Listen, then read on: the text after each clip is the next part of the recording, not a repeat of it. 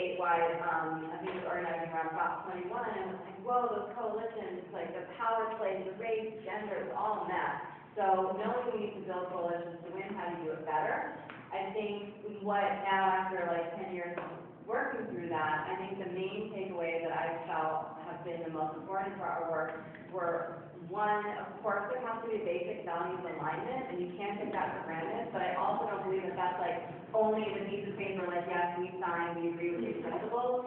It's like that comes from knowing someone. We're all looking at Lisa, many of us know her for a long time. Like, it's knowing someone for a long time, and you know when you have that values alignment, and then you can sign a piece of paper. But the second thing that in my current work through Strong Families we really look at is something we call readiness. Like, it doesn't make sense to get in a close partnership with someone who, for whatever reason, doesn't have the capacity, can't make a commitment, blah, blah, blah, can't do the work. Those people slow you down. And the truth is, in social justice work, like, we're always working to bring everyone along, and when we build coalitions, we have to balance that by considering readiness. It's like, if you want to play, you got to be ready to get in the game. Otherwise, and there's times we're not ready. So we're like, you guys go, we're going to cheer you from the sidelines, but we know we're not ready, and not taking that personally or making that personal. Yeah, I would add to that the importance of a commitment to working with your ally, with your collaborative peer, not just on the work, but on your own relationship to the work. So we have this thing we like to call designing our alliance, where with our staff inside my organization, we make sure to commit 1 hour at least a month to just talking to the people we work most closely with, not about the work, but about how are we relating to each other? How are we, where are there misunderstandings or conflicts or trigger points that set us off? And that 90 minutes that I might spend a month with 3 of my direct reports is just phenomenal time. And I want to make sure that when I'm with a collaborative partner, that we're being reflective on how we do the work as much as what we're accomplishing. There's this wonderful, it's a great example. Have you heard of the 360 review process? Mm-hmm.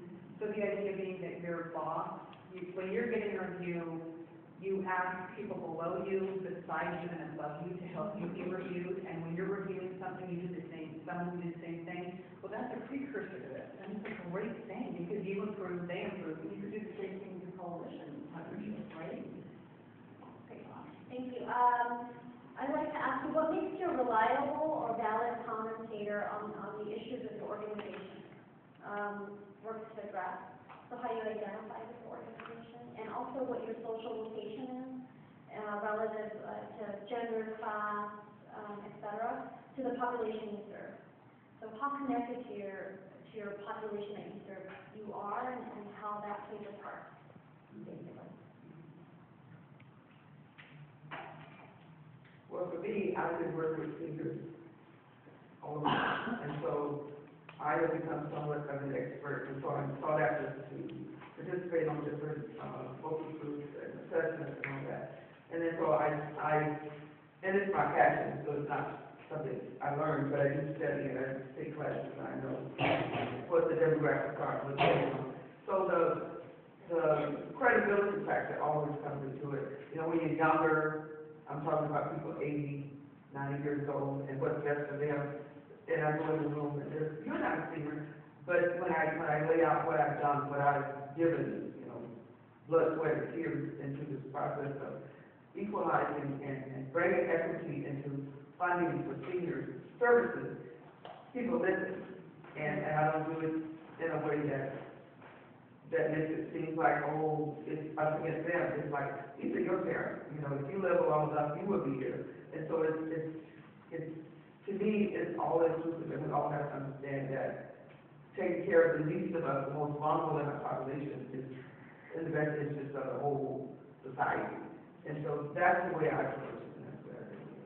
I want to comment on imposter syndrome, and it's something that's sort of characteristic of women. So women have to be, so typically when we're looking at job descriptions, like in the case of men, if they fulfill maybe 2 or 3 out of the 10 qualifications, they'll think, oh, I'm qualified, I'm going to apply to this job.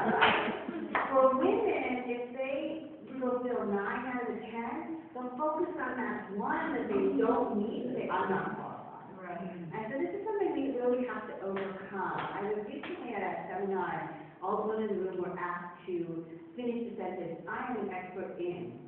And I had to realize that in, the 45 years of my life, I've never said, I am an expert in. Like, it's just not how I look at myself or think of myself, but it's important to do. You are an expert in your own life, you are an expert in public policy, you are an expert in blank. But women are not often asked to make those kinds of statements. And so, our department, we're a government entity, we decided that we had 4 women work in the private sector. So if really we wanted to impact the most number of women, we need to do something for the women in the private sector. So 6 years ago, we launched a gender equality principles initiative. And we partnered with private sector entities, and we reached out to Google and Schwab, and we didn't really have expertise in these areas, but we knew who we could go to.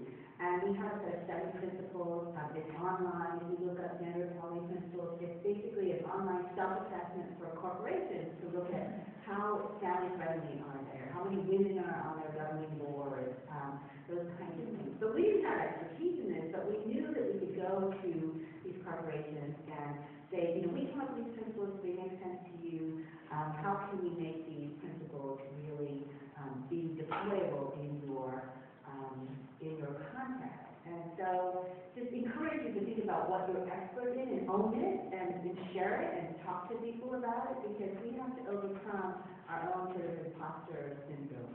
Can I just take the social location part? So that question, one thing was, what's your social location in relationship to your work? So that's a really big question for me.